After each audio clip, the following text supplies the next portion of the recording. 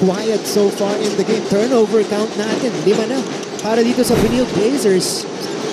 And we're only almost halfway through the first. Ito ba, pang-anim.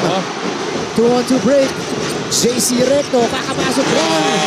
Instant production for JC Recto. Instant offense agad. Pagpasok ng JC Recto, nagtumit ang turnover itong St. Benil. Dire-diretso itong si Concepcion tsaka si Recto.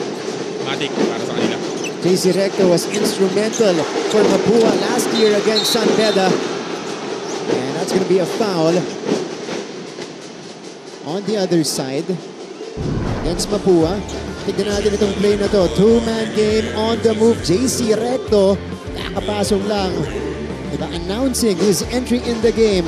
That amazing play from JC Recto is definitely our McDonald's play of the game. Brought to you by the new and better McCafe Ice Coffee. Kumbaga, i-contest ito ni Coach Charles, talagang offensive foul ang inatawag. You need to get a better position itong si Aling Liwag. Kasi nga, maraming nangyayari pagka, speaking of nangyayari, pag ito nagkuha naman si JC Recto, marami rin nangyayari.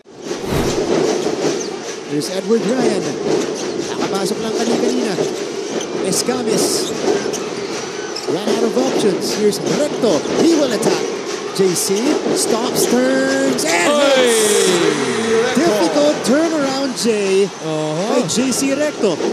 He was trying to prevent that Ancheta drive. Pero tignan mo yung buwelo dito ni JC Recto up against Sanchez. Galing sa kanan, kinaliwa pa. Nakita niya si Aling Liwag doon pero inilipat niya. Kita mo naman yung crowd natin. Pati siya.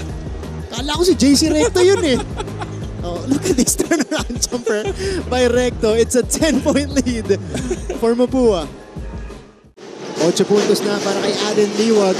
And Denild is slowly chipping away.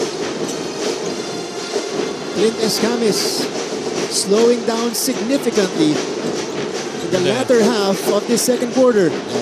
JC Recto. Depensa ni Tony. Recto with another nice move. Clint Escamis looking to restore order. Escamis has Liwag and Cometa. Inside pass. Recto from the corner. Recto knocks it down. JC Recto with 13 points off the bench.